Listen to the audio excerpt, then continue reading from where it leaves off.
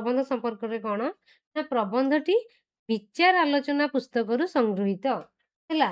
ତେଣୁ ସବୁ ଏତେ ସାରା ଆମର ମନେ ରହିବନି, ବହୁତ ଲେଖା ଲେଖକ ବହୁତ ତାଙ୍କର ସୃଷ୍ଟି ସର୍ଜନା ରହିଛି। ତେଣୁ ସବୁ ଜିନିଷ ମନେ ରଖିବା ଆମର ଆବଶ୍ୟକ ନାହିଁ। ଆମର ଲଙ୍ଗ କୋଶ୍ଚିନ୍ ପାଇଁ ମାତ୍ର ଗୋଟିଏ ଦୁଇଟି ତମେ ମନେ ରଖିବ। ସବୁଠୁ ଗୁରୁତ୍ୱପୂର୍ଣ୍ଣ ମନେ ରଖିବ କ'ଣ ନା ଆମର ଯୋଉ ବିଷୟଟି ପଢ଼ାଯାଇଛି କି ଯୋଉ କବିତା ହଉ ଯେ ଗଳ୍ପ ହଉ ସେଟା କୋଉଥିରୁ ଆସିଅଛି। ଗଳ୍ପରୁ ତ ଲଙ୍ଗ କୋଶ୍ଚିନ୍ ଆସିବ ନାହିଁ। ପ୍ରବନ୍ଧ ଆଉ ଆମର କବିତା କୋଉଥିରୁ ପ୍ରବନ୍ଧଟି ହଉ କି କବିତାଟି ହଉ ତାଙ୍କର କୋଉ ଗଳ୍ପ କୋଉ ପ୍ରବନ୍ଧ ସଂକଳନରୁ କି କୋଉ କାବ୍ୟରୁ ଆସିଅଛି ଏଇଟା ତମର ମନେ ରଖିବା ବୋଲି ନିହାତି ଜରୁରୀ।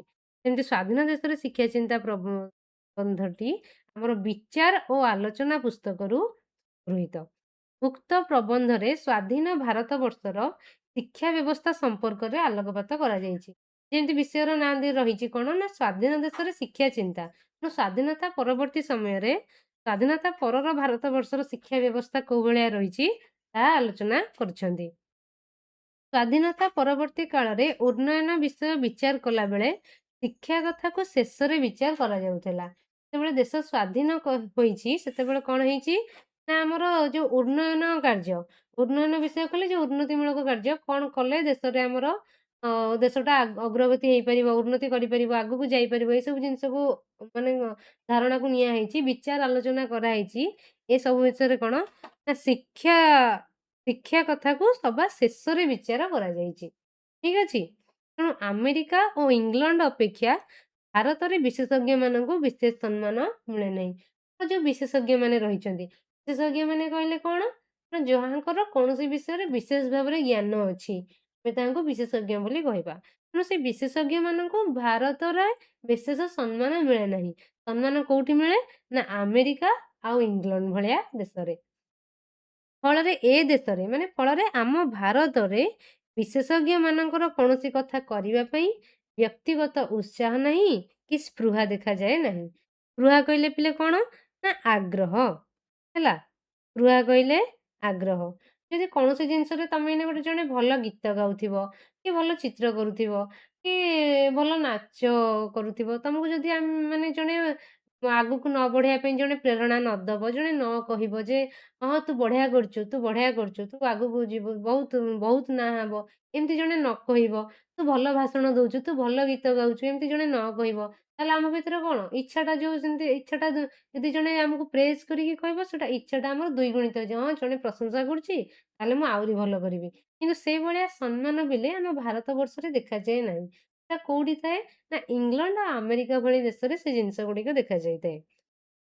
ତେଣୁ ଶିକ୍ଷା ବ୍ୟବସ୍ଥାର ଅଧୋଗତି ସମ୍ପର୍କରେ ବିଭିନ୍ନ ଘଟଣାର ଉଦାହରଣ ପ୍ରାସଙ୍ଗିକ ଭାବରେ ଲେଖକ ବର୍ଣ୍ଣନା କରିଛନ୍ତି। ସ୍ୱାଧୀନତା ପରବର୍ତ୍ତୀ ଆମର ଯେଉଁ ଶିକ୍ଷା ବ୍ୟବସ୍ଥା ରହିଛି ତାର ଯୋଉ ଅଧୋଗତି କହିଲେ ମାନେ କେମିତି ତଳକୁ ଶିକ୍ଷା ବ୍ୟବସ୍ଥାଟା ଯାଇଛି ସେଇ ସମ୍ପର୍କରେ ବିଭିନ୍ନ ଘଟଣାର ପ୍ରାସଙ୍ଗିକ କେତେ ଗୁଡ଼ିଏ ପ୍ରସଙ୍ଗ ମାଧ୍ୟମରେ ପ୍ରାବନ୍ଧିକ ଆମକୁ ଦର୍ଶେଇଛନ୍ତି। ପରୀକ୍ଷା ପଦ୍ଧତିରେ ଅସାଧୁ ଉପାୟ ଅବଲମ୍ବନ କରାଯାଉଥିବାରୁ ମୂଲ୍ୟାୟନ କାଳରେ ବିଦ୍ୟାର୍ଥୀଙ୍କ ଗୁଣାତ୍ମକ ମାନ ନିର୍ଦ୍ଧାରଣ କରିବା କଷ୍ଟକର କଥା ବୋଲି ପ୍ରାବନ୍ଧିକ ମତ ପ୍ରଦାନ କରୁଛନ୍ତି। ଠିକ ଅଛି। ପରୀକ୍ଷା ପଦ୍ଧତିରେ ଅସାଧୁ ଉପାୟ ଅବଲମ୍ବନ। ପରୀକ୍ଷା ପଦ୍ଧତିରେ ଅସାଧୁ ଉପାୟ ମାନେ କ'ଣ? ପାଠ ନ ପଢ଼ିବା, କପି ନେଇକି ଯିବା, କପି ନେଇକି କ୍ଲାସରେ ଦେଖିକି କରିବା ହେଲା। ତେଣୁ ଏସବୁ କ'ଣ ଏଇଟା କ'ଣ ସାଧୁ ଉପାୟ, ଏଇଟା ସବୁ ଅସାଧୁ ଉପାୟ ଅବଲମ୍ବନ କରାଯାଉଛି। ତେଣୁ ମୂଲ୍ୟାୟନ କାଳରେ ଯେତେବେଳେ ମାର୍କ ଦେଖାହେଉଛି, ଯେତେବେଳେ ଖାତା ଦେଖାହେଉଛି, ମାର୍କିଂ କରାହେଉଛି, ତେଣୁ ବିଦ୍ୟାର୍ଥୀଙ୍କର ଗୁଣାତ୍ମକ ମାନଟା ନିର୍ଦ୍ଧାରଣ କରିବା କ'ଣ ହେଇଯାଉଛି କଷ୍ଟକର ହେଇଯାଉଛି ବୋଲି ପ୍ରାବନ୍ଧିକ ମତ ପ୍ରଦାନ କରିଛନ୍ତି। ସର୍ବଶେଷରେ ଶିକ୍ଷାକୁ ଶୀର୍ଷସ୍ଥାନ ଦେଲେ ଅବସ୍ଥାର ପରିବର୍ତ୍ତନ ହେବ ବୋଲି ସେ ଆଶା ପୋଷଣ କରିଛନ୍ତି। ସର୍ବଶେଷରେ ମାନେ ସବା ଲାଷ୍ଟରେ ସେ କ'ଣ କହୁଛନ୍ତି ଯେ ଶିକ୍ଷାକୁ ଶୀର୍ଷସ୍ଥାନ ଦବା, ତାହେଲେ ହିଁ ଆମର ଏଇ ଯୋଉ ଶିକ୍ଷା ବ୍ୟବସ୍ଥାରେ ଯୋଉ ଅଧୋଗତି ରହିଛି, ଯୋଉ କହିଛନ୍ତି କ'ଣ ନା ଅଧୋଗତି ହେଉଛି ଶିକ୍ଷାର, ତାର ପରିବର୍ତ୍ତନ ହେଇପାରିବ ବୋଲି ପ୍ରାବନ୍ଧିକ ବୁଝଉଛନ୍ତି ହେଲା। ଏଇଟା ଆମର କ'ଣ ଥିଲା ନା ସ୍ୱାଧୀନ ମାନେ ମୂଳ ତାର ସାରାଂଶଟା ହେଲା। ଏବେ ଆମେ ବିସ୍ତୃତ ଭାବରେ ପ୍ରବନ୍ଧ ଭିତରକୁ ଯାଇ ପଢ଼ିବା। ଅତି ସୁନ୍ଦର ଭାବରେ ନ ବୁଝିପାରିଲେ ପଚାରିବ, ଧାଡ଼ି ବାଇ ଧାଡ଼ି ପଢ଼ିବା, କିଛି ଅସୁବିଧା ନାହିଁ।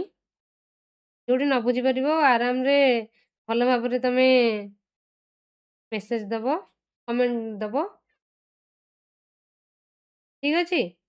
ବୁଝି ହେଉଛି ତ?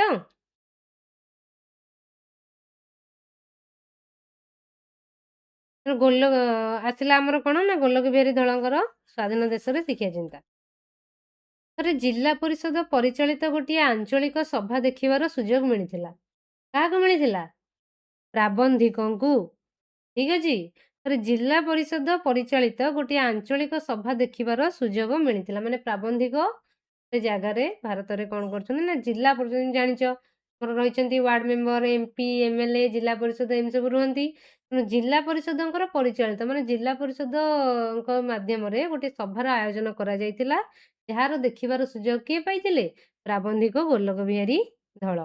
ସେଠି ଦେଖିଲି ସେହି ସଭାରେ ବିଚାର ହେବା ପାଇଁ ଯେତେ ବିଷୟ ରଖାଯାଇଥିଲା ସେଥିରେ କୃଷି ଥିଲା ସବା ଉପରେ ଓ ଶିକ୍ଷା ଥିଲା ସବା ତଳେ।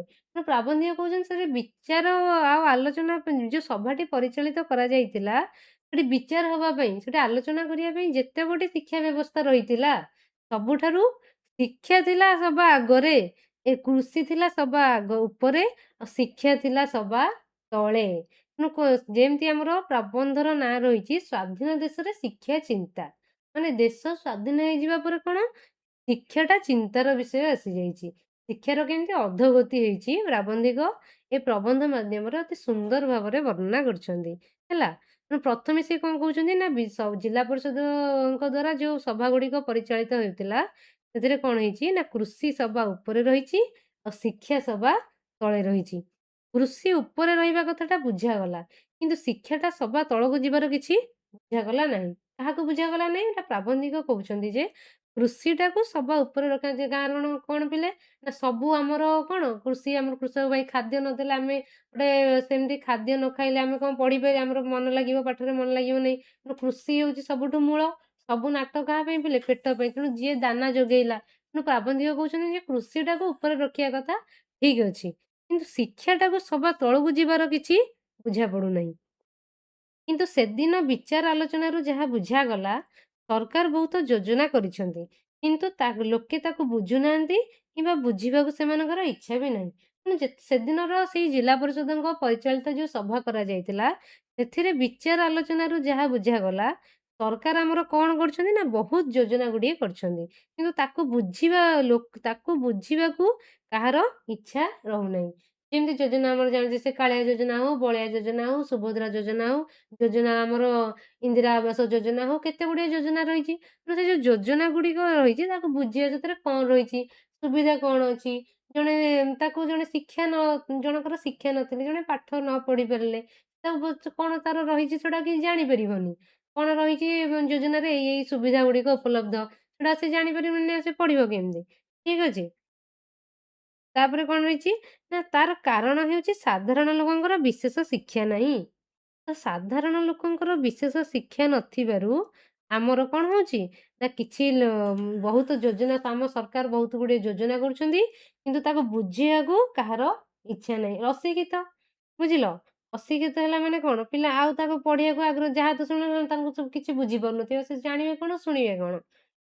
ତାପରେ କଣ ନା କହୁଛନ୍ତି ନା ମାଟିକୁ ପାଗ କରି ସେଥିରେ ମଞ୍ଜି ପୋତିଲେ ଚଞ୍ଚଳ ଗଛ ଧରେ, କିନ୍ତୁ ପଡିଆ ଭୂଇଁରେ ଫସଲ ବୁଣିଲେ ଗୋରୁ ଚରିଯାଆନ୍ତି। ସେ କଣ କହୁଛନ୍ତି ନା ମାଟିକୁ ପାଗ କରି ସେଥିରେ ମଞ୍ଜି ପୋତିଲେ, ମାଟିକୁ ଯେମିତି ପାଗ କରିବା, ମାଟିକୁ ପାଣି ଦେଇ ଓଦା କରି ସେଥିରେ ସାର ପିଡ଼ିଆ ସବୁ ଦେଲେ, ତାପରେ ଯଦି ଆମେ ମଞ୍ଜିଟାକୁ ପୋତିବା ସେଟା କଣ ହବ ନା ଗଛଟା ଚଞ୍ଚଳ ଧରିବ, ଶୀଘ୍ର ଗଛ ଉଠିକି ଫଳ ଫୁଲ ଭର୍ତ୍ତି କରିଦବ। କିନ୍ତୁ ଯଦି ପଡିଆ ଭୂଇଁରେ ଫସଲ ବୁଣିବା, ଯୋଉଠି ମାନେ ବାଡ଼ ଘେରା ନଥିବ, କିଛି ନଥିବ, ଶୁଖିଲା ମାଟି ଫାଟିକି ଆଁ କରିଥିବ, ସେଠି ଆମେ ଯାଇକି ମଞ୍ଜି ବୁଣି ଦେଇକି ଆସିବା, ସେଟା କଣ ହବ? ସେଟା ଆଉ ରହିବ କି? ରହିବ ନାହିଁ। ସେଟା କଣ ହବ? ସେଥିରେ ଗୋରୁ ଚରିଯିବେ। ତେଣୁ ମଣିଷ ମନକୁ ପ୍ରଥମେ ଶିକ୍ଷାରେ ସଜାଡ଼ି ତାପରେ ତାକୁ ଯୋଜନା କଥା କହିଲେ ସେ ବୁଝିପାରିବ। ତେଣୁ ପ୍ରଥମେ କଣ କରିବାକୁ ପଡିବ ନା ମଣିଷର ମନକୁ ପ୍ରଥମେ ଆମକୁ କଣ କରିବାକୁ ପଡିବ ନା ଶିକ୍ଷାରେ ସଜାଡ଼ିବାକୁ ପଡିବ। ଶିକ୍ଷାରେ ସଜାଡ଼ିବା ଦ୍ୱାରା ତାପରେ ତାକୁ ଯୋଜନା କଥା କହିଲେ ଯାଇକି ସେ କଣ ହବ ବୁଝିପାରିବ। କିନ୍ତୁ ଆଜିକାଲିର ଏଇ ଯୋଜନା ଯୁଗରେ ସମସ୍ତେ ପାଠ ପଢି ସାରିବା ପର୍ଯ୍ୟନ୍ତ ଯଦି ଆମେ ଯୋଜନାକୁ ପକାଇ ରଖୁ ତାହେଲେ ବହୁତ ପଛରେ ପଡିଯିବାକୁ ହେବ। କିନ୍ତୁ ଆମେ ଯଦି କଣ କରିବା, ଯେ ଲୋକ ତ ଅଶିକ୍ଷିତ ଅଛନ୍ତି, ତ ପକେଇକି ରଖିବା, ନାଇଁ ଲୋକ ଶିକ୍ଷିତ ହୁଅନ୍ତୁ ତାପରେ ଆମେ ଯୋଜନା କଥା ସେମିତି ହେଲେ କଣ ଦେଶ ଆଉ ଉନ୍ନତି କରିପାରିବନି, ପଛକୁ ପଡିଯିବ। ତେଣୁ ତାର ସେ ସମାଧାନ ବାଟ କଣ କହୁଛନ୍ତି ନା ତେଣୁ ଯୋଜନାକୁ ଯେତିକି ଆଗ୍ରହରେ କରିବାକୁ ହେବ ଶିକ୍ଷାକୁ ତାଠାରୁ ଅନେକ ଗୁଣ ଅଧିକ ଆଗ୍ରହରେ କଲେ ଶିକ୍ଷା ଓ ଯୋଜନା ଭିତରେ ସମନ୍ୱୟ ରହିପାରିବ। ତେଣୁ ଯୋଜନାକୁ ଯେତିକି ଗୁରୁତ୍ୱ ଦିଆଯାଉଛି ଆମ ଭାରତବର୍ଷରେ, ଯଦି ତାଠାରୁ ଅଧିକ ଗୁରୁତ୍ୱ ଆମେ ଶିକ୍ଷାକୁ ଦେଇପାରିବା, ତାହେଲେ କ'ଣ ହବ? ଶିକ୍ଷା ଆଉ ଯୋଜନା 2ଟା ଭିତରେ ସମନ୍ୱୟ ବା ସମାନତା ରହିପାରିବ। ତମର ଆସିବ ଏଇଟା ପ୍ରଶ୍ନ ଯେ ଶିକ୍ଷା ମଧ୍ୟରେ କ'ଣ ସବୁ ସମାନ, ଶିକ୍ଷା ଆଉ କ'ଣ କଲେ ଶିକ୍ଷା ଆଉ ଯୋଜନା ମଧ୍ୟରେ ସମନ୍ୱୟ ରହିପାରିବ। ତାପରେ କ'ଣ ହଉଛି ନା, ଜାତିସଂଘ ତାଙ୍କ ଶିକ୍ଷା ରିପୋର୍ଟରେ କହିଛନ୍ତି ଲୋକମାନେ ଅଶିକ୍ଷିତ ଆଉ ନିରକ୍ଷର ହୋଇଥିବାରୁ ଉନ୍ନୟନ କାର୍ଯ୍ୟ ପଛରେ ପଡ଼ିଯାଇଛି। ଜାତିସଂଘଙ୍କର ଗୋଟେ ଶିକ୍ଷା ରିପୋର୍ଟ ରହୁଛି, ସେଥିରେ ସେ କ'ଣ କହୁଛନ୍ତି ନା, ଲୋକମାନେ ଅଶିକ୍ଷିତ ଆଉ ନିରକ୍ଷର ହୋଇଥିବାରୁ ଯୋଉ ଉନ୍ନୟନ କାର୍ଯ୍ୟ, ଯୋଉ ଉନ୍ନତିମୂଳକ କାର୍ଯ୍ୟ ରହିଛି, ସେଗୁଡ଼ିକ କ'ଣ ନା ପଛରେ ପଡ଼ିଯାଉଛି। ତେଣୁ ଏସିଆର ଅଧିକାଂଶ ଦେଶରେ ଏହା ହେଉଛି ସବୁଠାରୁ ବଡ଼ ସମସ୍ୟା। ସେ ଯୋଉ ଏସିଆ ମହାଦେଶ ଆମର ରହିଛି, ସେଥିରେ ଯୋଉ ରହିଲା ସେ ପାକିସ୍ତାନ ହଉ, ଚୀନ ହଉ, ଭାରତ ହଉ, ସେ ଯାହା ବି ରହିଛି, ତାର କ'ଣ ନା ସବୁଠାରୁ ବଡ଼ ସମସ୍ୟା ହେଉଛି ଲୋକମାନେ ଅଶିକ୍ଷିତ ଆଉ ନିରକ୍ଷର ହୋଇଥିବାରୁ ଦେଶର ଉନ୍ନୟନ କାର୍ଯ୍ୟ, ଉନ୍ନତିମୂଳକ କାର୍ଯ୍ୟଗୁଡ଼ିକ ସବୁ ପଛରେ ରହିଯାଉଛି। ତେଣୁ କହିବା ବାହୁଲ୍ୟ ଯେ ଆମେ ସ୍ୱାଧୀନ ହେବା ପରେ ପରେ ଆମ ଦେଶରେ ସର୍ବତ୍ର ଶିକ୍ଷା ପ୍ରସାର ପାଇଁ ଚେଷ୍ଟା ଚାଲିଛି। ତେଣୁ ଆମେ କହିବା ବାହୁଲ୍ୟ କ'ଣ? ଆମେ ସ୍ୱାଧୀନ ହୋଇଯିବା ପରେ ଆମର ସବୁଆଡ଼େ କ'ଣ ଶିକ୍ଷାର ପ୍ରଚାର ପ୍ରସାର ଚାଲିଛି। କିନ୍ତୁ ମନେ ହେଉଛି ପ୍ରସାର ନାଁରେ, ଅର୍ଥାତ୍ ଉନ୍ନୟନର ଲମ୍ବା ଲମ୍ବା ରିପୋର୍ଟ ଦେବା ନାଁରେ ଆମ୍ଭେମାନେ ଏତେ ମୁଗ୍ଧ ଯେ କୌଣସି ବସ୍ତୁର ମୌଳିକ ମୂଲ୍ୟ ବିଷୟରେ ବିଶେଷ ଚିନ୍ତା କରିବାକୁ ଆମକୁ ବେଳ ନାହିଁ। କ'ଣ କହୁଛନ୍ତି ସିଏ? ନା ଯେମିତି ତମେ ଗୋଟେ କଲେଜରେ ଏଇନେ ପଢୁଛ। ତମର କଲେଜରେ ଏଇନେ ଆସିବ କ'ଣ ନା, ଏଇ କଲେଜେ 90% ପିଲା ରଖିଛନ୍ତି। କିନ୍ତୁ ତାଙ୍କୁ ପଚାରିଲା ବେଳକୁ ତାଙ୍କୁ ଯେତେବେଳେ ମିଡ଼ିଆ ବାଲା ଜାଣିବେ ହଁ ଏତେ ନମ୍ବର ରଖିଛି, 90% ଏତିକିଟା 10ଟା ପିଲା 90% ରଖିଛନ୍ତି। ତାଙ୍କୁ ଯାଇ ପିଲାଙ୍କୁ ପଚରା ହବ, ତାଙ୍କୁ ସାକ୍ଷାତ କରାହବ, କ'ଣ ଏତେ ମାର୍କ କେମିତି କ'ଣ ରଖିଲ, ଶ୍ରେୟ କେମିତି କାହାକୁ କ'ଣ ଦବ? ସିଏ କ'ଣ କହିବ? କିଛି କହିପାରୁନଥିବ, କିଛି ଜାଣିପାରୁନଥିବ। କାହିଁକି ନା ସିଏ ସେଇ ସଠିକ ଉପାୟରେ ଶିକ୍ଷାଟା ଯେମିତି ଗ୍ରହଣ କରିବା କଥା, ସେଇଭଳିଆ ନ କରିକି ସିଏ କ'ଣ କରୁଛି ନା, ଆମେ ଯେମିତି ଆମର କହିଥିଲି ସାରାଂଶରେ ପଢ଼ିଥିଲେ, ସବୁ ଅବୈଧ ଆଚରଣ ଗୁଡ଼ାକ ସବୁ ପରୀକ୍ଷାରେ କରାଯାଉଛି। ପିଲାଟା କପି କରିକି ପାସ୍ କରୁଛି, ତା ମାଧ୍ୟମରେ କ'ଣ ହବ? ନୋଟ୍ ବହି ଗୁଡ଼ାକ ପଢ଼ିକି ପାସ୍ କରୁଛି। ତେଣୁ ସିଏ ପାଠ ପଢ଼ିକି ପରୀକ୍ଷାରେ ତ ଲେଖିଦେଇକି ଆସିବ, ତାର ଗୋଟେ ଗୁଣାତ୍ମକ ମୂଲ୍ୟଟା ବଢ଼ିପାରିବ ନାହିଁ। ତାର ମୌଳିକ ଚିନ୍ତାଟା ଭଲ ଭାବରେ ହେଇପାରିବନି, ଯେମିତି ନିଜ ଭିତରେ, ନିଜ ମନରୁ ଆଉ କୌଣସି କଥା କରିପାରିବନି। ଯେମିତି ଗୋଟେ ପାଠଟା ବୁଝିକି ପଢ଼ିଲେ ଆମେ ଯୋଉ କ'ଣ ଗୋଟେ ଜିନିଷଟା ବୁଝିଯିବା। ସ୍ୱାଧୀନ ଦେଶର ଶିକ୍ଷା ଚିନ୍ତା ପଢ଼ା ହଉଛି, ଆମେ ବୁଝିଯିବା ଏଇଭଳିଆ, ଏଇ ବିଷୟଟା ଏଇଭଳିଆ। ତେଣୁ ସେଥିରୁ ଯୋଉ ପ୍ରଶ୍ନ, ଯେକୌଣସି ପ୍ରଶ୍ନ ଆସିବ କ'ଣ ଆମେ ସବୁର ସାମ୍ନା କରିପାରିବା। କିନ୍ତୁ ଆମେ ଯଦି ନ ବୁଝିକି ଖାଲି ଏମିତି ଉପର ଠାଉରାରେ ବସିକି ଖାଲି ହଁ କ'ଣ ତ ଗୋଟେ କହୁଛନ୍ତି ଶୁଣିଦେବା ଆଉ, ସେଇଭଳିଆ କହିକି ଯଦି ଶୁଣିବା, ତାହେଲେ କ'ଣ ହବ? ସେଟା ଭଲ ଭାବରେ ମନେ ରହିବନି। ତେଣୁ ପ୍ରଶ୍ନଟା ଘୋଷିକି ଯଦି ଆମେ ପଢ଼ିଦେବା, ମୁଁ ଏଇନେ ପଢ଼େଇଲା ବେଳେ, ବୁଝେଇଲା ବେଳେ ତମେ ବୁଝିବନି। ପ୍ରଶ୍ନ ଉତ୍ତର ଆମର ଆଲୋଚନା ହବ। ମୁଁ ତମକୁ କହିଦେବି ପିଲେ ଏଇଟା ପ୍ରଶ୍ନ, ଏଇଟା ପ୍ରଶ୍ନ, ୟାର ସବୁ ଉତ୍ତର ଗୁଡ଼ାକ ଏଇଆ ରହିବ। ତମେ କ'ଣ କରିବ ନା, ସେଇ ଉତ୍ତର ଗୁଡ଼ାକ ପଢ଼ି ଦେଇକି ପଳେଇ ଆସିବ। ତା ଫଳରେ କ'ଣ ହବ ନା, ଯୋଉଠି ଟିକେ ବୁଲେଇକି ପ୍ରଶ୍ନ କରିଦେଲା, ତମେ ସେଇଠି ଅଟକି ଯିବ। ଘୋଷିକି ଯାଇଥିବା ପାଠଟି ଯୋଉଠି ଅଟକି ଗଲ, ସେଇଠି ତାପରେ ଆଉ ହବ ନାହିଁ। ଯଦି ଜିନିଷଟା ବୁଝି ଯାଇଥିବ, ସେଟା ଯଦି ଭଲ ଭାବରେ ବୁଝିକି ପଢ଼ିଥିବ, ତାହେଲେ କ'ଣ ହବ? ଆଉ ତମର କାହାକୁ ଡରିବାର ନାହିଁ। ଯେକୌଣସି ପ୍ରଶ୍ନ ଆସିଲେ ସାମ୍ନା କରିବାର ସକ୍ଷମ ତମ ପାଖେ ରହିଥିବ। ତେଣୁ ସେଇଭଳିଆ ସେ କ'ଣ କହୁଛନ୍ତି ନା, ଆମର ଯୋଉ ଶିକ୍ଷା ପ୍ରସାର ନାଁରେ ଯୋଉ ଉନ୍ନୟନର ଲମ୍ବା ଲମ୍ବା ରିପୋର୍ଟ କରାଯାଉଛି, ସେଥିରେ ଆମେ ଏତେ ମୁଗ୍ଧ, ଏତେ ଖୁସି ହେଇକି ହଁ ଆମ ପିଲା ଏତିକି % ମାର୍କ ରଖିଛନ୍ତି, ଏଇଟା ହେଇଛି, ସେଇଟା ହେଇଛି କହିକି ସବୁଗୁଡ଼ାକ ଆମେ ଦେଇଦଉଛେ। କିନ୍ତୁ କୌଣସି ବିଷୟକୁ ବୁଝିବା ପାଇଁ ଆମର ବିଶେଷ ଆଗ୍ରହ ନଥାଏ। କେବଳ ଶିକ୍ଷା ନୁହେଁ, ସବୁ କ୍ଷେତ୍ରରେ ଅଳ୍ପେ ବହୁତ ସେଇଆ ହେଇଛି। ସେ କହୁଛନ୍ତି କେବଳ ଶିକ୍ଷା ନୁହଁ, ଆମେ ଯେକୌଣସି ସବୁ କ୍ଷେତ୍ର ଦେଖିବା, ସେ ସ୍ୱାସ୍ଥ୍ୟ ହଉ, ନହେଲେ ସିଏ ଆଉ ଯାହା ବି ହଉ, ସବୁ କ୍ଷେତ୍ରରେ ସେଇଭଳିଆ ଅଳ୍ପ ବହୁତ ଏମିତି ସବୁ ଦେଖାଯାଉଛି। ତହିଁକି ଆମର ଶାସନ ପଦ୍ଧତି ଏମିତି ଯେ ସେଥିରେ ବିଶେଷଜ୍ଞମାନଙ୍କର ବିଶେଷ ମୂଲ୍ୟ ନଥାଏ। ତହିଁକି କାହିଁକି ମାନେ ସେଥିରେ ପୁଣି ଆହୁରି କ'ଣ ନା, ଆମର ଯେମିତି ସବୁ ଶାସନ ପଦ୍ଧତି ରହିଛି, ସେଥିରେ ବିଶେଷଜ୍ଞମାନଙ୍କର ବିଶେଷ ମୂଲ୍ୟ ନଥାଏ। ତେଣୁ ଯୋଉ ବିଶେଷଜ୍ଞମାନେ ରହିଛନ୍ତି, ତାଙ୍କର କ'ଣ ଆଉ ବିଶେଷ ମୂଲ୍ୟ ରହିଥିବାର ଦେଖାଯାଏ ନାହିଁ। କେବଳ ଲୋକ ଦେଖାଣିଆକୁ ସେମାନଙ୍କୁ କେତେବେଳେ କେମିତି ଖୋଜା ଯାଇଥାଏ। ଭାରତରେ ବିଶେଷଜ୍ଞମାନଙ୍କର ବିଶେଷ ମୂଲ୍ୟ ନଥିବାରୁ କେବଳ ଲୋକ ହଁ ଗୋଟେ ସଭା ହଉଛି, ଗୋଟେ ବଡ଼ ଲୋକ ଜଣେ ଗୋଟେ ବିଶେଷଜ୍ଞ, ତାକୁ ଆଣିକି ବସେଇବା, ହଁ 5ଟା ସେ କ'ଣ ତାଙ୍କ ନାଁରେ ଗୋଟେ ସଭାର ଗୋଟେ କ'ଣ ଗୋଟେ ଉଜ୍ଜ୍ୱଳ ସଭାରେ ଗୋଟେ ଉଜ୍ଜ୍ୱଳତା ଆସିବ। ଯେ ସିଏ ବସିଲେ, କିନ୍ତୁ ସେମିତି ନା, ଲୋକ ଦେଖାଣିଆ ଗୋଟେ ଲୋକ ଦେଖିକି କହିବେ ଯେ ହଁ ଗୋଟେ ସଭା କରିଥିଲେ, ଗୋଟେ ବଡ଼ ଲୋକକୁ ଡାକିଛନ୍ତି। ସେମିତି ଲୋକ ଦେଖାଣିଆ ପାଇଁ କେତେବେଳେ କେମିତି ଖୋଜା ହୋଇଥାଏ। ତା ଛଡ଼ା ସବୁ ହୋଇସାରିଲା ପରେ ଯୋଜନା ଯେତେବେଳେ ଅର୍ଥ ବିଭାଗଙ୍କ ବିଚାରକୁ ଆସିଯାଏ, ସେତେବେଳେ ପ୍ରଥମ ଆଘାତ କାହା ଉପରେ ପଡ଼େ? ନା ଶିକ୍ଷା ଉପରେ ପଡ଼େ। ଯେତେବେଳେ ଯେତେବେଳେ କ'ଣ ସବୁ ହେଇସାରିବା ପରେ ଯେତେବେଳେ ଅର୍ଥ ବିଭାଗଙ୍କ ବିଚାରକୁ ଆସିଯାଏ, ତ ଅର୍ଥ ବିଭାଗର ସବୁ ଏଇ କଥା ଗୁଡ଼ା ସବୁ ଆଲୋଚନା କରାହୁଏ, ସେତେବେଳେ ପ୍ରଥମ ଆଘାତ କାହା ଉପରେ ପଡ଼େ? ନା ଶିକ୍ଷା ଉପରେ ପଡ଼ିଥାଏ। କାହିଁକି? ଭାରତବର୍ଷର ଲୋକମାନଙ୍କର ଶିକ୍ଷାଟା କ'ଣ? ବିଶେଷ ଭାବରେ ନାହିଁ। ଏଠି ବିଶେଷଜ୍ଞମାନଙ୍କୁ ସମ୍ମାନ ମିଳୁନାହିଁ। ଏଠି ଶିକ୍ଷାଟା ଅଧୋଗତି ହୋଇ ଚାଲୁଛି। ତେଣୁ ପ୍ରଥମ ଆଘାତ ବା ପ୍ରଥମ କଷ୍ଟ କାହା ଉପରେ? ନା ଶିକ୍ଷା ଉପରେ ଆମର ପଡୁଛି। ଠିକ ହେଲା? ବୁଝି ହଉଛି ତ? ଆଲୋକ, ସରସ୍ୱତୀ, ବୁଝି ହଉଛି ତ?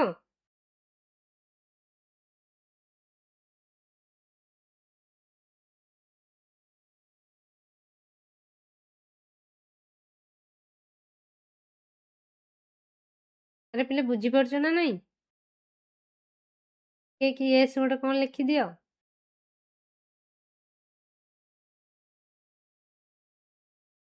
ଏହି ସମ୍ପର୍କରେ ତାପରେ କ'ଣ ନା ଏହି ସମ୍ପର୍କରେ ନିକଟରେ ଅଳ୍ପ କେତେ ଦିନ ତଳେ ଇଲଷ୍ଟ୍ରେଟେଡ୍ ୱିକଲିରେ ଗୋଟିଏ ଲେଖା ବାହାରିଥିଲା, ଭାରତୀୟ ଲୋକେ କାହିଁକି ପାଠ ପଢ଼ି ସାରିବା ପରେ ଆମେରିକା ଛାଡ଼ି ଆସିବାକୁ ଚାହୁଁନାହାନ୍ତି। ତେଣୁ ଇଲଷ୍ଟ୍ରେଟେଡ୍ ୱିକଲି କହୁଛି କ'ଣ? ଗୋଟିଏ ସମ୍ବାଦପତ୍ର, ମାଗାଜିନ୍। ସେଥିରେ ଗୋଟେ ଲେଖା ବାହାରିଥିଲା କ'ଣ? ନା ଭାରତୀୟ ଲୋକେ କାହିଁକି ପାଠ ପଢ଼ି ସାରିବା ପରେ ଆମେରିକା ଛାଡ଼ି ଆସିବାକୁ ଚାହୁଁନାହାନ୍ତି। ହେଲା, ଆମେରିକା ଛାଡ଼ି ଆସିବାକୁ ଚାହୁଁନାହାନ୍ତି କାହିଁକି? ନା ସେଥିରେ ସେ ଆମେରିକାର ସୁଖ ସମ୍ଭୋଗ ଓ ଟଙ୍କା ପଇସା କଥା ଛାଡ଼ିଦେଲେ ଅସଲ କଥା ଲେଖିଛନ୍ତି। ଆମେ ଜାଣିଛେ ଆମେରିକାରେ ବୁଲେ କ'ଣ? ନା ସୁଖ ସମ୍ଭୋଗ ଅଏସ ଆରାମର ଜୀବନ। ସେ କହୁଛନ୍ତି ସେ କଥା ନୁହଁ। ଅସଲ କଥାଟା କ'ଣ? ନା ଭାରତରେ ବିଶେଷଜ୍ଞମାନଙ୍କର ବିଶେଷ ମୂଲ୍ୟ ନାହିଁ। ଭାରତରେ ବିଶେଷଜ୍ଞମାନଙ୍କର ବିଶେଷ ମୂଲ୍ୟ ନଥିବାରୁ ସେମାନେ କ'ଣ କରୁଛନ୍ତି? ନା ଆମେରିକା, ଇଂଲଣ୍ଡ ଭଳିଆ ଦେଶକୁ ଛାଡ଼ିକି ଯିବାକୁ ଚାହୁଁନାହାନ୍ତି। ସେ ଟଙ୍କା ପଇସା କଥା କହୁନାହାନ୍ତି, ତା ସୁଖ ସମ୍ଭୋଗ ଟଙ୍କା ପଇସା କଥା ନୁହଁ, ଅଏସ ଆରାମର ଜୀବନ ନୁହଁ। କାହିଁକି ନା ତାଙ୍କୁ ଏଠି ସମ୍ମାନ ମିଳୁନାହିଁ। ସେଇଥିପାଇଁ ସେମାନେ ସେଠି ରହୁଛନ୍ତି। କାରଣ ସମ୍ମାନଟା ବିଲେ ହେଉଛି ସବୁଠୁ ବଡ଼ ଜିନିଷ। ସେଠି ସବୁ କଥା ଶାସକମାନଙ୍କ ଦ୍ୱାରା ନିୟନ୍ତ୍ରିତ ହୁଏ। ହେଲା, ସେଠି ଆମେରିକାରେ କ'ଣ ନା ସବୁ କଥା ତାଙ୍କର ଶାସକମାନଙ୍କ ଦ୍ୱାରା ନିୟନ୍ତ୍ରିତ ହୁଏ। ଭାରତବର୍ଷରେ ଯେଉଁ ବିଭାଗରେ ଯେତେ ବିଶେଷଜ୍ଞ ଅଛନ୍ତି, ସେମାନେ ସମସ୍ତେ ଅଳ୍ପେ ବହୁତେ ଏକଥା ଅନୁଭବ କରିଥିବେ। ତେଣୁ ଭାରତବର୍ଷରେ ଆମର ଯେଉଁ ବିଶେଷଜ୍ଞମାନେ ରହୁଛି, ସେଠି ସବୁ କଥା ଶାସକମାନଙ୍କ ଦ୍ୱାରା ନିୟନ୍ତ୍ରିତ ହୁଏ ବୋଲି ଅଳ୍ପେ ବହୁତ ସେମାନେ ଅନୁଭବ କରିଥିବେ। କିନ୍ତୁ ଏହି ବିଷୟରେ ଗଲା ମେ ମାସରେ ବମ୍ବେରୁ ବାହାରିଥିବା ସଣ୍ଡେ ଷ୍ଟାଣ୍ଡାର୍ଡ କାଗଜ, ହେଲା, ବମ୍ବେରୁ ଗୋଟେ କାଗଜ ବାହାରିଥିଲା, ଗୋଟେ ଖବରକାଗଜ, ଯାହାର ନାଁ ଥିଲା ସଣ୍ଡେ ଷ୍ଟାଣ୍ଡାର୍ଡ। ସେଥିରେ ଶାସକ ଓ ବିଶେଷଜ୍ଞ ଶୀର୍ଷକ ଗୋଟିଏ ଅଗ୍ରଲେଖାରେ ଅତି ଗହୀର୍ତ୍ତ ଅଥଚ ପ୍ରଣିଧାନ ଯୋଗ୍ୟ ମତାମତମାନ ପ୍ରକାଶ କରିଛନ୍ତି। ସଣ୍ଡେ ଷ୍ଟାଣ୍ଡାର୍ଡରେ କ'ଣ ଖବରକାଗଜରେ ଶୀର୍ଷକ ରହିଛି କ'ଣ? ଶାସକ ଓ ବିଶେଷଜ୍ଞ। ଶୀର୍ଷକରେ ଗୋଟେ ଅଗ୍ରଲେଖା, ମାନେ ଆଗରେ ଗୋଟେ ଲେଖା ବାହାରିଥିଲା, ଯୋଉଟା ଅତି ଗହୀର୍ତ୍ତ ଅଥଚ ପ୍ରଣିଧାନ ଯୋଗ୍ୟ, ମାନେ ଯୋଉଟା ଅତି ହୀନ କଥା କିନ୍ତୁ ବାହାରିବାର ଆବଶ୍ୟକତା ରହିଛି। କ'ଣ ସେ କଥା? ନା ବିଶେଷଜ୍ଞମାନଙ୍କୁ ବିଶେଷ ସମ୍ମାନ ମିଳୁନାହିଁ ବୋଲି ଭାରତୀୟ ଛାତ୍ରମାନେ ଆମେରିକା ଛାଡ଼ି ଆସିବାକୁ ଚାହୁଁନାହାନ୍ତି। ଭାରତରେ ଯେଉଁମାନେ ପାଠ ପଢ଼ିକି ବିଦେଶରେ ଯାଇ ଚାକିରି କରୁଛନ୍ତି, ସେମାନେ ଭାରତକୁ ଆଉ ଫେରିବାକୁ ଚାହୁଁନାହାନ୍ତି। କାହିଁକି? ନା କାରଣ ବିଶେଷଜ୍ଞମାନଙ୍କର ଭାରତରେ ବିଶେଷ ସମ୍ମାନ ନାହିଁ। ଯେମିତି କହିଲେ ସମ୍ମାନଟା ହେଉଛି ସବୁଠୁ ବଡ଼। ତ ତାର ସୁଖ ସମ୍ଭୋଗ କଥା ସେ କହୁନାହାନ୍ତି। ସେ କ'ଣ କହୁଛନ୍ତି? ଭାରତବର୍ଷରେ ବିଶେଷଜ୍ଞମାନଙ୍କୁ ବିଶେଷ ସମ୍ମାନ ମିଳୁନାହିଁ ବୋଲି ମାନେ ଯେ ସେଇଠି ରହିଯାଉଛନ୍ତି। ତାଙ୍କର ଏଠିକି ଫେରିବା ପାଇଁ ଆଉ ଇଚ୍ଛା ନାହିଁ। ଭାରତ ସରକାର ଜଣେ ଛାତ୍ରଙ୍କୁ ଲେଖିଥିଲେ ଯେ, ଭାରତ ସରକାର ତ ଆମେରିକା ସରକାର ପରି ଏତେ ଧନୀ ନୁହନ୍ତି, ତେଣୁ ସେ ଅନ୍ତତଃ ନିଜ ଦେଶର ସେବା କରିବା ପାଇଁ ନିଜ ଦେଶକୁ ଫେରି ଆସନ୍ତୁ। କହିଥିଲେ ଯେ ଜଣେ ଭାରତର ଯିଏ ଅଛନ୍ତି ସରକାର ଲେଖିଲେ କ'ଣ? ନା ଆମେରିକା ସରକାର ଭଳିଆ ତ ଭାରତ ସରକାର ଧନୀ ନୁହନ୍ତି। ତେଣୁ ଅନ୍ତତଃ ଯିଏ ମାନେ ନିଜର ମାଟି ପାଇଁ ଗୋଟେ କର୍ତ୍ତବ୍ୟ ରହୁଛି, ଜନ୍ମଭୂମି ପ୍ରତି ଗୋଟେ ଭଲ ପାଇବା ରହୁଛି। ତେଣୁ ସେଇଥିପାଇଁ ଅନ୍ତତଃ ତାରି ସେବା କରିବା ପାଇଁ ସେ ଆସିବା ପାଇଁ ତାଙ୍କୁ ଲେଖିଥିଲେ। କିନ୍ତୁ ସିଏ କ'ଣ ଉତ୍ତର ଦେଲେ? ନା ସେଥିରେ ସେ ଛାତ୍ର ଜବାବ ଦେଇ ଲେଖିଥିଲେ, ତାଙ୍କୁ ଯଦି ଭାରତର ଜଣେ ଗଭର୍ଣ୍ଣରଙ୍କ ସହିତ ସମାନ ଦରମା ଦିଆଯାଏ, ତାହେଲେ ସେ ଫେରିବା କଥା ବିଚାର କରିବେ। ବୁଝିଲା? ଫେରିବେନି। ଫେରିବା କଥା କ'ଣ କରିବେ? ବିଚାର କରିବେ। ଭାରତ ସରକାର ଜଣେ ଛାତ୍ରଙ୍କୁ ଲେଖିଥିଲେ, ଭାରତ ସରକାର ତ ଆମେରିକା ସରକାର ପରି ଧନୀ ନୁହନ୍ତି।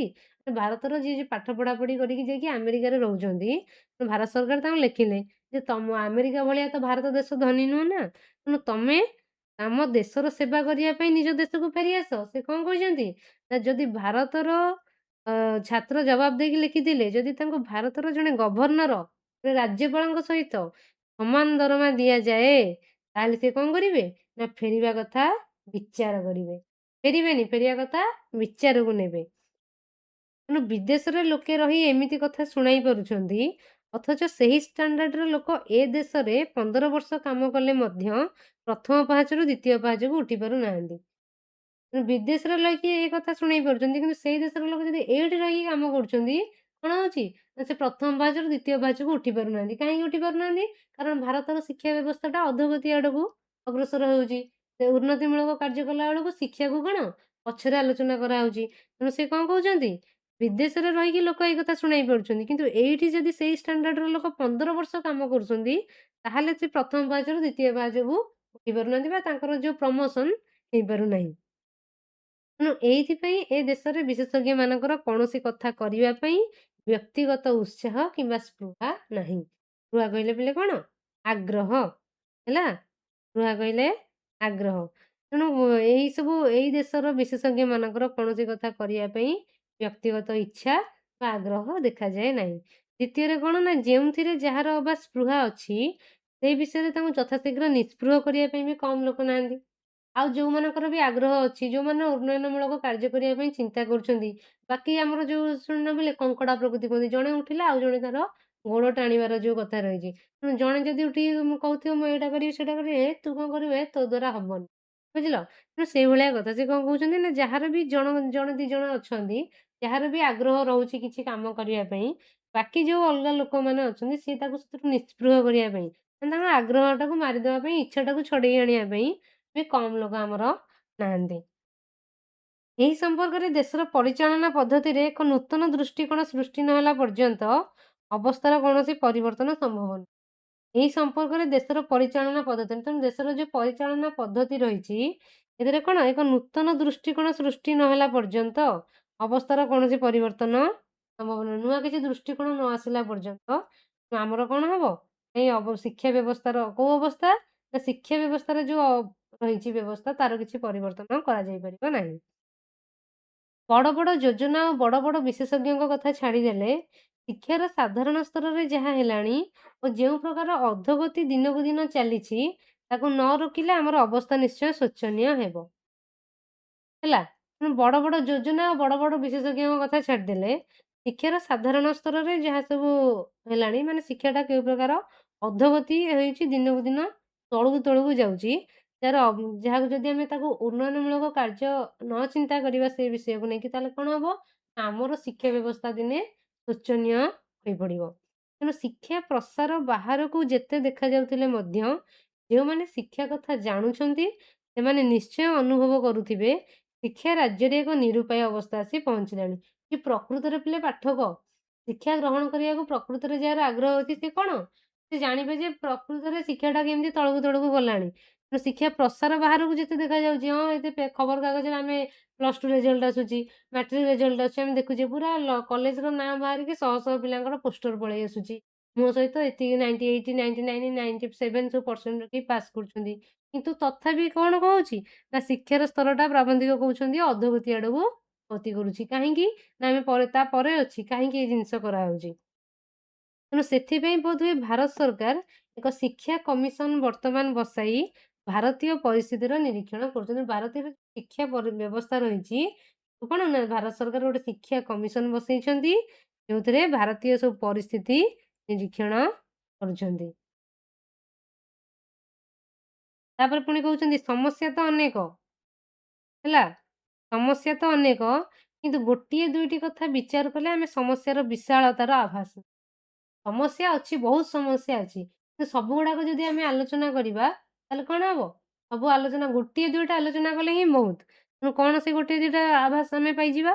ନା ଆମ ଦେଶରେ ମୂଳରୁ ଚୂଳ ପର୍ଯ୍ୟନ୍ତ ଯେଉଁ ପରୀକ୍ଷା ପଦ୍ଧତି ରହିଛି, ଭଲକିରି ପିଲେ ମନ ଦେଇକି ବୁଝୁଥାଅ, ହେଲା? ତମେ ବିଷୟଟାକୁ ପଢ଼େଇଲା ବେଳେ ଯଦି ଭଲକି ବୁଝିଯିବ, ତାହେଲେ ତା ଭିତରୁ ଆସୁଥିବା ମଲ୍ଟିପୁଲ୍, ଗୋଟିଏ ବାକ୍ୟରେ ଉତ୍ତର ଦିଅ, 2 ମାର୍କିଆ, 3 ମାର୍କିଆ, 5 ମାର୍କ ଯାହା ବି ପ୍ରଶ୍ନ ଆସିବ, ପୁରା ଅତି ସୁନ୍ଦର ଭାବରେ ଆନ୍ସର ଲେଖିପାରିବ। ବୁଝିଲ ନା ନାଇଁ? ଭଲକି ବୁଝିଲେ ପରୀକ୍ଷା ଖାତାକୁ ଯେତେବେଳେ ପରୀକ୍ଷା ଯୁଦ୍ଧରେ ଯିବ, ରାଜା ଭଳିଆ ଯୁଦ୍ଧ ଜିତିକି ଆସିବ। ନହେଲେ ଯଦି ଭଲକି ନ ବୁଝିବ ତାହେଲେ କଣ ହବ? ସୈନିକ ଭଳିଆ ହାତ ହେଇକି ଆସିବ। ହେଲା? ତେଣୁ କଣ କହୁଛନ୍ତି? ନା ସେଇ ପଦ୍ଧତିରେ ଆମ ଦେଶରେ ମୂଳରୁ ଚୂଳ ପର୍ଯ୍ୟନ୍ତ ଯେଉଁ ପରୀକ୍ଷା ପଦ୍ଧତି ଅଛି, ସେଇ ପଦ୍ଧତିରେ ଛାତ୍ରମାନଙ୍କର ଗୁଣାତ୍ମକ ମୂଲ୍ୟ ନିର୍ଦ୍ଧାରଣ କରିବା ଭାରି କଷ୍ଟ। ଆମର ଯୋଉ ଗୁଣାତ୍ମକ ମାନ ରହିଛି, ସେଗୁଡାକ ନିର୍ଦ୍ଧାରଣ କରିବା କଣ ଭାରି କଷ୍ଟ। କାହିଁକି? ନା ଶିକ୍ଷା କମିଶନ ଅନ୍ୟାନ୍ୟ ବିଷୟ ମଧ୍ୟରେ ଏଇ ପରୀକ୍ଷା ପଦ୍ଧତି ପ୍ରତି ବେଶୀ ଦୃଷ୍ଟି ଦେବେ ବୋଲି ଆଶା କରାଯାଏ। ଯୋଉ ଭାରତ ସରକାର ଶିକ୍ଷାର ପ୍ରସାରକୁ ବଢେଇବା ପାଇଁ ଯୋଉ ଶିକ୍ଷା କମିଶନ ବସେଇଛନ୍ତି, ସିଏ କଣ ନା ପରୀକ୍ଷା ପଦ୍ଧତି ଉପରେ ବେଶୀ ଦୃଷ୍ଟି ଦେବା ଆଶା କରାଯାଏ। କାହିଁକି? ନା ଏବେ ନିକଟରେ କଳିଙ୍ଗ ସତ୍ୟ ହୋଇଥିଲେ ସାଂଘାତିକ ନାମରେ ଗୋଟିଏ ଉପାଗ୍ର ଲେଖାରେ ପରୀକ୍ଷା କ୍ଷେତ୍ରରେ ଅବୈଧ ଆଚରଣ କଥା ବିଷୟରେ ଯେଉଁ ସୂଚନା ଦେଇଥିଲେ, ତାକୁ ବର୍ତ୍ତମାନ ସମାଧାନ କରିବାର କୌଣସି ଉପାୟ ଥିଲା ପରି ମନେ ହଉନି। ପରୀକ୍ଷାରେ କଣ ହେଇଥିଲା? ହଉଛି ଅବୈଧ ଆଚରଣ ହେଲା। ଅବୈଧ ଆଚରଣ ଅବୈଧ ଆଚରଣ କହିଲେ କଣ? ଅବୈଧ ଆଚରଣ କଣ? ପରୀକ୍ଷାରେ କପି ହେଲା। ଯୋଉଟା ବୈଧ ନୁହଁ, ଯୋଉଟା ନିୟମ ବହିର୍ଭୂତ କାର୍ଯ୍ୟ, ସେଇଟା ହଉଛି ଅବୈଧ। ତେଣୁ ଆଚରଣ ବିଷୟରେ ଯୋଉ ସୂଚନା ଦେଇଥିଲେ କୋଉଠି? ନା କଳିଙ୍ଗ। କଳିଙ୍ଗରେ ଶୀର୍ଷକ ବାହାରିଥିଲା କଣ? ନା ସତ୍ୟ ହୋଇଥିଲେ ସାଂଘାତିକ। ଯୋଉ କଳିଙ୍ଗ ଖବରକାଗଜରେ ସତ୍ୟ ହୋଇଥିଲେ ସାଂଘାତିକ ନାମରେ ଗୋଟେ ଗୋଟେ ଅଗ୍ରଲେଖ ଆସିଥିଲା, ଯୋଉଠି ପରୀକ୍ଷାରେ କେମିତି ଅବୈଧ ଆଚରଣ କରାହଉଛି ସେଇ ବିଷୟରେ ରହିଥିଲା। ତେଣୁ ତାକୁ ବର୍ତ୍ତମାନ ସମାଧାନ କରିବାର କୌଣସି ଉପାୟ ଥିଲା ପରି ମନେ ହଉନି। ଆଜିକାଲି ଛାତ୍ରମାନେ ପାଠପଢା କଥା ଯେତିକି ଜାଣୁଛନ୍ତି, ତାଠାରୁ ବେଶୀ ଜାଣୁଛନ୍ତି କୋଉ ବିଷୟରେ? ନା ପରୀକ୍ଷା ବିଷୟରେ। ପାଠପଢାଟା ମାନେ ଯେମିତି ବିଷୟଟାକୁ ବୁଝିକି ପଢିବା, ବିଷୟଟାକୁ ବୁଝିକି ନ ପଢିକି କଣ କରିବା? ନା ଆମେ ପରୀକ୍ଷା ବିଷୟରେ କଣ ଜାଣିବା? ନା ଆମର କୋଶ୍ଚିନ୍ ପାଟର୍ନ ସବୁ କଣ ରହୁଛି, ସିଲେକ୍ଟିଭ କୋଶ୍ଚିନ୍ ଗୁଡାକ ପାଠ ବୁଝନ୍ତୁ ନ ବୁଝନ୍ତୁ ସିଲେକ୍ଟିଭ କୋଶ୍ଚିନ୍ ସବୁ ଦେଇଦିଅନ୍ତୁ। କଣ କଣ ସ୍ୱାଧୀନତା ଦେଶରେ ଶିଖେଇଛନ୍ତି ତାରେ କଣ ଇମ୍ପୋର୍ଟାଣ୍ଟ ପ୍ରଶ୍ନ ଗୁଡାକ ସବୁ ଦେଇଦିଅନ୍ତୁ, ଆମେ ସବୁ ପଢିକି ମନେ ରଖିକି ବୁଝିଲ ନା ନାଇଁ? ଏଇ ଜିନିଷ କଲେ ସେ କହୁଛି ଯେ ପାଠ ହବ ନାହିଁ। ଆମକୁ କଣ କରିବାକୁ ପଡିବ? ନା ପରୀକ୍ଷା ବିଷୟରେ ବୁଝିକରି ଭଲ ଭାବରେ ଜାଣିବା ପାଇଁ ପଡିବ। ତେଣୁ ଆଜିକାଲି ଛାତ୍ରମାନେ ପାଠପଢା କଥା ଯେତିକି ଜାଣୁଛନ୍ତି, ତାଠାରୁ ବେଶୀ ଜାଣୁଛନ୍ତି ପରୀକ୍ଷା ବିଷୟରେ। ତେଣୁ ଆମର ହଉଛି ପ୍ରଗତିଶୀଳ ଦେଶ। ଆମେ ଜାଣିଛେ ଦୁଇ ପ୍ରକାର, ଗୋଟେ ହଉଛି ବିକଶିତ ଆଉ ଗୋଟେ ହଉଛି ବିକାଶୋନ୍ମୁଖୀ। ତେଣୁ ସେ ପ୍ରଗତିଶୀଳ ବା ବିକାଶୋନ୍ମୁଖୀ ଦେଶ ହଉଛି ଆମର ଭାରତ। ତେଣୁ ଦେଶରେ ଆମର କଣ ହୁଏ? ନା ନୋଟ ବହି ଜବତ କରିବା ତ ଦୂରର କଥା, ଏବେ ପ୍ରାଥମିକ ପରୀକ୍ଷା ପାଇଁ ମଧ୍ୟ ପ୍ରଶ୍ନ ଉତ୍ତର ବହି ସବୁଠୁ ବେଶୀ କଟୁଛି। ନୋଟ ବହିଟା ନୋଟ ବହି କଣ? ଏ ଯୋଉ ଟେଷ୍ଟ ପେପର ସବୁ ଆମର ରହୁଛି, ଏ ଯୋଉ ଏମବିଡି ଗାଇଡ ଗୁଡାକ ସବୁ ରହୁଛି, ତାକୁ ତ ଜବତ କରିବା ଦୂରର କଥା, ଯୋଉ ପ୍ରାଥମିକ ପରୀକ୍ଷା ପାଇଁ ଯୋଉ ପ୍ରଶ୍ନ ଉତ୍ତର ବହି ଗୁଡାକ ମାନେ ମୂଳରୁ ଯୋଉ ପରୀକ୍ଷା ଗୁଡାକ ରହୁଛି, ସେଗୁଡାକ ପାଇଁ ମଧ୍ୟ ପ୍ରଶ୍ନ ଉତ୍ତର ବହି ଗୁଡାକ ସବୁଠୁ ବେଶୀ ବିକ୍ରି ହଉଛି। ତେଣୁ ନୋଟ ବହି ପଢି ଭୋଟ ଦେଇ ପୃଥିବୀରେ କଣ କେବେ ଗଣତନ୍ତ୍ର ତିଷ୍ଠିଲାଣି? ଅଧିକ ପ୍ରଶ୍ନ କରୁଛନ୍ତି ଯେ ନୋଟ ବହିଟାକୁ ପଢିକି ଭୋଟ ଦେଇଦେଲେ ପୃଥିବୀରେ କୋଉଠି ଗଣତନ୍ତ୍ର ତିଷ୍ଠିକି ରହିଲାଣି? ଆରେ ଆମେ ଗୋଟେ ଗଣତନ୍ତ୍ର ହେଲେ ଆମେ ଲୋକ ଆମେ ବାଛୁଛେ ପ୍ରତିନିଧି। ଯିଏ ସଠିକ ଲୋକମାନଙ୍କ କଥା ବୁଝିପାରୁଥିବ, ତାଙ୍କ ପାଖରେ ଯିଏ ପହଞ୍ଚି ପାରୁଥିବ, ଯିଏ ଆମ ସୁଖ ଦୁଃଖରେ ଆମ ସହିତ ଛିଡା ହେଇପାରୁଥିବ, ଗୋଟେ ଅସୁବିଧାକୁ ବୁଝୁଥିବ। ତେଣୁ ସେଇଭଳିଆ କଣ ଗଣତନ୍ତ୍ର, ଆମେ ସେମିତି ଲୋକ ଦେଖି ଗୋଟେ ଶିକ୍ଷିତ ଲୋକକୁ ଆସନରେ ବସେଇବା, ସିଏ ଯେମିତି ଶାସନ କରିବ। ଜଣେ ମୂର୍ଖ ଲୋକକୁ ଯଦି ନେଇକି ଗୋଟେ ଆସନରେ ବସେଇବା, ତାର ଶାସନ ପଦ୍ଧତି କଣ ଆକାଶ ପାତାଳ ଫରକ ରହିଯିବ। ତେଣୁ ସେଇଭଳିଆ ସେ କହୁଛନ୍ତି କଣ?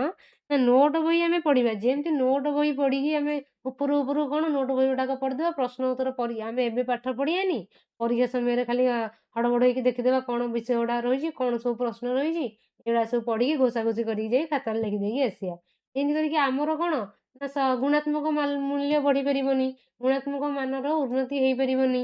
ତାପରେ ସେଇଭଳିଆ ସେମିତି ନୋଟ ବହି ପଢିକି ଭୋଟ ଦେବା ସହିତ ସେଟା ସମାନ ହେଇଯିବ। ଆମେ ପ୍ରକୃତ ଲୋକକୁ ବାଛିବାନି, କିଏ ଆମ ପାଇଁ ଉପଯୁକ୍ତ ଶାସନ କରିପାରିବେ, ତାଙ୍କୁ ନ ଦେଖି ଆମେ ଯାହାକୁ ଦେଖିବା, ଯିଏ ମିଠା ମିଠା କେଇ ପଦ କଥା କହିଦେଲେ, ପଇସା ପତ୍ର ଯିଏ ଦେଇଦେଲେ, ଆମେ ତାଙ୍କୁ ନେଇକି ଭୋଟଟା ଦେଇଦେବା। ତେଣୁ ଏମିତି ହେଲେ ପୃଥିବୀରେ କଣ କେବେ ଗଣତନ୍ତ୍ର ତିଷ୍ଠିକି ରହିଲାଣି? ଗଣତନ୍ତ୍ର କହିଲେ କଣ? ଯୋଉଟା ଲୋକମାନଙ୍କର ଶାସନ, ଲୋକମାନଙ୍କ ପାଇଁ ଯୋଉ ଶାସନଟାକୁ ଆମେ କହୁଛେ, ତେଣୁ ସେ ଶାସନ, ତନ୍ତ୍ର କହିଲେ ଶାସନ, ଗଣ କହିଲେ ଲୋକ। ତେଣୁ ଲୋକମାନଙ୍କ ପାଇଁ ଯୋଉ ଶାସନ ରହିଛି, ଏମିତି କଣ କେବେ ତିଷ୍ଠିକି ରହିପାରିବ? ରହିପାରିବନି। ତେଣୁ ରାତି ପାହିଲେ ଯେଉଁ ବିଲାତ, ଆମେରିକା ଆଉ ରୁଷ କଥା ଆମେ କହୁଛୁ, ସେମାନଙ୍କ ସଙ୍ଗେ ସମକକ୍ଷ ହେବା ପାଇଁ ଚେଷ୍ଟା କରୁଛୁ, ଏମିତି ନୋଟ ବହି ପଢ଼ି କ'ଣ ଆମେ ସମାନ ହୋଇପାରିବୁ? ପ୍ରାବନ୍ଧିକ କହୁଛନ୍ତି ଯେ ଯଦି ଆମେ କ'ଣ କହୁଛେ, ହେ ସେ ଆମେରିକା ଲୋକଙ୍କୁ ଦେଖିଲ, ସେ ବିଲାତ ଇଂଲଣ୍ଡ ଲୋକଙ୍କୁ ଦେଖିଲ, ସେମାନେ ସବୁ କେମିତିଆ, ତାଙ୍କ ବେଶ ପୋଷାକ କୋଉ ଭଳିଆ, ତାଙ୍କ ଖାଇବା ପିଇବା କେମିତି, ତାଙ୍କ ଜୀବନଶୈଳୀ କେମିତି, ତାଙ୍କ ପାଠପଢ଼ା କେମିତି, ଆମେ ତାଙ୍କ ସାଙ୍ଗେ କାହିଁ ସମାନ ହେଇପାରିବା? ଆମେ କ'ଣ କଲେ ତାଙ୍କ ସାଙ୍ଗେ ସମାନ ହେଇପାରିବୁ? ଆଚ୍ଛା, ସେମାନେ କ'ଣ ଏମିତି ନୋଟ ବହି ପଢ଼ି ପଢ଼ିକା ସମାନ ହେଇଛନ୍ତି? ତାଙ୍କର ଶିକ୍ଷା ବ୍ୟବସ୍ଥା ବେଲେ ଆମ ଭାରତୀୟ ଶିକ୍ଷା ବ୍ୟବସ୍ଥା ଠାରୁ ପୂର୍ଣ୍ଣ ରୂପେରେ ଅଲଗା ହେଲା। ତେଣୁ ସିଏ କହୁଛନ୍ତି ଯେ ଆମେ ଯୋଉ ତାଙ୍କ ସହିତ ସମକକ୍ଷ ହେବା ପାଇଁ ଚାହୁଁଛେ, ସମକକ୍ଷ ବା ସମାନ ହେବା ପାଇଁ ଚାହୁଁଛେ, ସେମାନେ କ'ଣ ଏମିତି ନୋଟ ବହି ପଢ଼ିକି ସମାନ ନୋଟ ବହି ପଢ଼ିକି ଏମିତି ବଡ଼ ଲୋକ ହେଇଛନ୍ତି? ଆମେ କ'ଣ ନୋଟ ବହି ପଢ଼ିକି ତାଙ୍କ ସହିତ ସମାନ ହେଇପାରିବା? ତେଣୁ ନୋଟ ବହି ପଢ଼ିବା ଲୋକ କ'ଣ ମୌଳିକ ପୁସ୍ତକ ଲେଖିପାରିବ? ଯିଏ ନୋଟ ବହି ପଢ଼ି ଘୋଷି ଘୋଷିକା ପଢ଼ିକି ମନେ ରଖିବ, ପରୀକ୍ଷାରେ ଯାଇକି ଲେଖିଦେଇକି ପଳେଇ ଆସିବ, ସିଏ କ'ଣ ତାର ମୌଳିକ ପୁସ୍ତକ ଲେଖିପାରିବ? ମୌଳିକ ପୁସ୍ତକ କହିଲେ କ'ଣ? ନିଜ ମନରୁ, ନିଜସ୍ୱ ଶୈଳୀରୁ ହେଲା। ନିଜସ୍ୱ ଶୈଳୀରୁ ଆଉ ପୁସ୍ତକ ସେ ଲେଖିପାରିବ ନାହିଁ। ତାର ଗୁଣାତ୍ମକ ମୂଲ୍ୟଟା ବଢ଼ିପାରିବ ନାହିଁ। ତେଣୁ ଯେଉଁ ଦେଶରେ ମୌଳିକ ପୁସ୍ତକ ଲେଖା ହୋଇପାରିବ ନାହିଁ, ସେ ଦେଶରେ ମୌଳିକ ଚିନ୍ତାର ସ୍ଫୁରଣ କେମିତି ହେବ? ପ୍ରାବନ୍ଧିକ କହୁଛନ୍ତି ତେଣୁ ଯୋଉ ଦେଶରେ ମୌଳିକ ପୁସ୍ତକ ଲେଖା ହୋଇପାରିବନି, ମନରୁ କେଇ ପଦ ଲେଖି ହବନି। ତୁମକୁ ମୁଁ ଏଇନେ ପଢ଼ଉଛି, ବିଷୟ ବୁଝେଇ ଦେଇକି ଯିବି। ତୁମେ ମନରୁ ଦି ପଦ କହିପାରିବନି। ଆଜି କ'ଣ ପଢ଼ା ହେଲା? ସ୍ୱାଧୀନ ଦେଶର ଶିକ୍ଷା ଚିନ୍ତା ପଢ଼ା ହେଲା। ଆଚ୍ଛା, କ'ଣ ତୁ ଅନଲାଇନ୍ ପୁଅ ଆଲୋକ ଅନଲାଇନ୍ କ୍ଲାସ୍ କରୁଥିଲୁ? ହଁ, ଅନଲାଇନ୍। ଆଚ୍ଛା, କହିଲୁ କ'ଣ ତମର ମ୍ୟାମ୍ କ'ଣ ପଢ଼େଇଲେ? ମୂଳ କଥାଟା ସେଥିରେ କ'ଣ ରହୁଛି? ଯେତେବେଳେ ପଚରା ହବ, ସେଟା କ'ଣ ହବ? କିଛି ମାନେ ଆସିବନି ହେଲା। କି ଯୋଉ ଏମିତି ଯଦି ପାଠଟା ଭଲ କି ଶୁଣା ହଉଥିବ, ତାହେଲେ ହଁ ଭଲ କି ଉତ୍ତର ଆଜି ଏଇଆ ପଢ଼ା ହେଲା। ଯଦି ଭଲ କି ପଢ଼ା ନଥିବ, ବୁଝୁନ, ଖାଲି ଫୋନ୍‌ଟା ଯେମିତି ଅନ୍ ହେଇକି ରହିଥିବ, ତାହେଲେ କ'ଣ ବୁଝି ହବ କି? ବୁଝି ହବନି।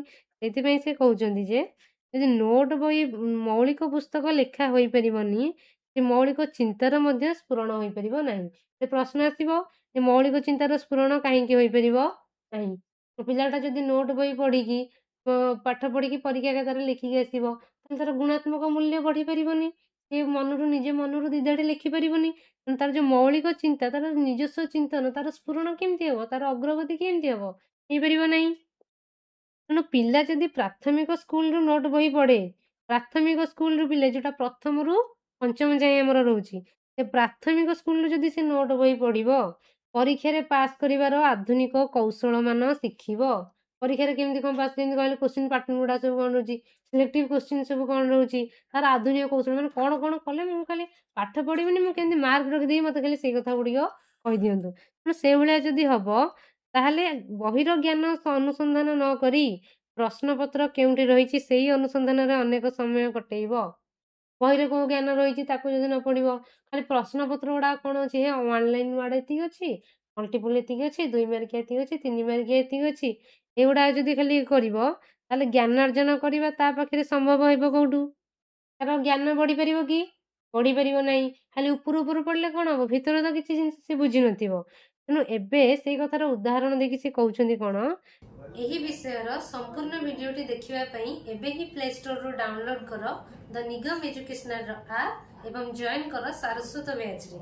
ଏଥିରେ ତମକୁ ମିଳିବ ଲାଇଭ୍ କ୍ଲାसेସ୍, ତାର recorded videos, doubt clearing class, easy notes ଏବଂ ଏକ୍ଜାମ୍ ଆଉ ଟେଷ୍ଟ ସିରିଜ୍। ଅଧିକ ଜାଣିବାକୁ ଏବେ ହିଁ କଣ୍ଟାକ୍ଟ କର ସ୍କ୍ରିନ୍‌ରେ ଦିଆଯାଉଥିବା ଏହି ନମ୍ବରରେ। Thank you.